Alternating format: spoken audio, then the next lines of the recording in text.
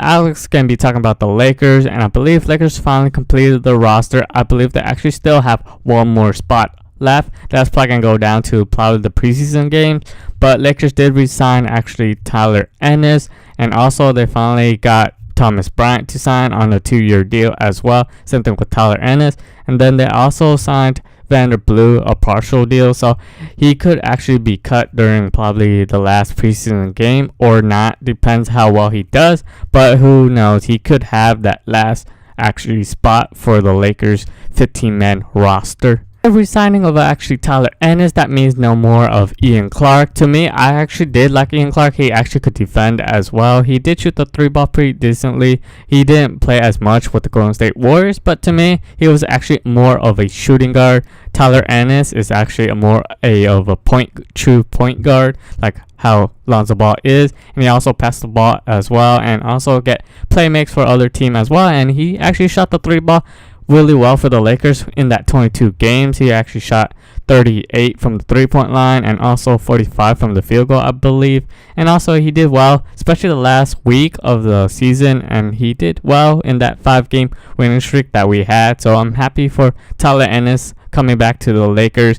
I'm not sure how the minutes are going to be for the backup point guard. Maybe Tyler Ennis get majority of that. I'm not sure, because we still have also Jordan Clarkson and also Josh Hart. They both could also play the point guard position as well. Even though Tyler Ennis isn't a veteran point guard we were talking about the whole time, but to me, Tyler Ennis, yeah, he's still young. He's only 22, but to me, I'm not worried about Lonzo Ball. Need a veteran backup point guard to help him, because I think we also have a guy named Magic Johnson who actually could help Lonzo Ball out a lot as well. I believe he's going to be around a lot, especially the home games and also practices as well, and there's the leadership for actually Lonzo Ball right there. So I guess that's why Lakers didn't sign a veteran point guard, because Magic Johnson is going to be around and helping out Lonzo Ball a lot. The next person I'm actually going to be talking about is actually Thomas Bryant, who signed on a 2-year deal. I believe the second year is actually a team option. If Lakers really like him, they'll keep him. If they want to decline his option, they could.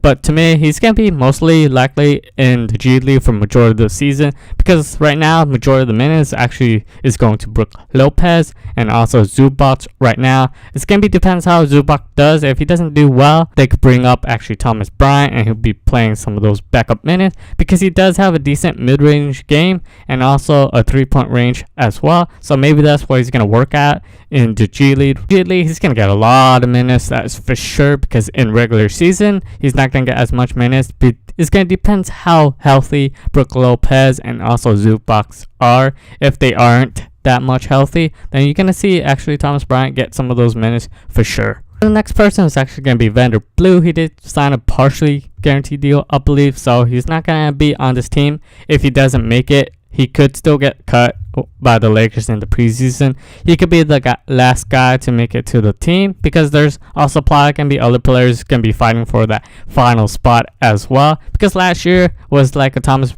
Robinson who did make it to the cut, and he did make it to the final roster for the Lakers. That can be like Vander Blue. If he does really well, Lakers will keep him. If they don't, they probably just cut him and then maybe have someone else, or they just might keep it to just have 14-man roster, so they don't have to worry about the last spot. Maybe they have 14 instead of 15. Who knows? That's a lot of teams. Some teams will go with 15. Some teams will just keep that one extra spot. If something happens in regular season, they could sign someone else. So maybe Lakers could still do that. But to me, Vander Blue, I did enjoy him in the summer league, because the first actually 2 games, I didn't really enjoy him too much, because it was just about him scoring a lot of points. He was ball hogging the ball. But to me, during the last 6 games, he start deciding to actually pass the ball and getting other players involved. So I did like what Vander Blue did, and I'm happy he did sign a partial deal with the Lakers. I'm happy about him, because he's one of the other players I really want Lakers to actually keep,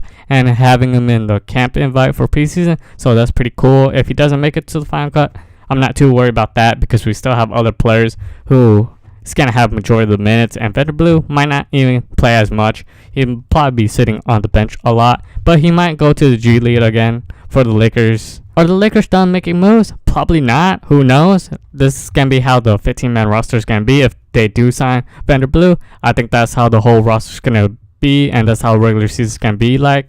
those are the 15 mans that we're gonna have. I'm not sure. Lakers still can make some trades at the trade deadline. That's what I'm believing they're gonna be doing, because they're probably gonna be looking at a lot. It's gonna be Jordan Clarkson, how he progress, and same thing with Julius Randle as well. If he progress, they probably maybe keep him, because Julius Randle, he does have actually a contract extension this year as well, and also he's gonna be a free agent next year. So who knows? Maybe if Julius Randle does well, they're gonna keep him.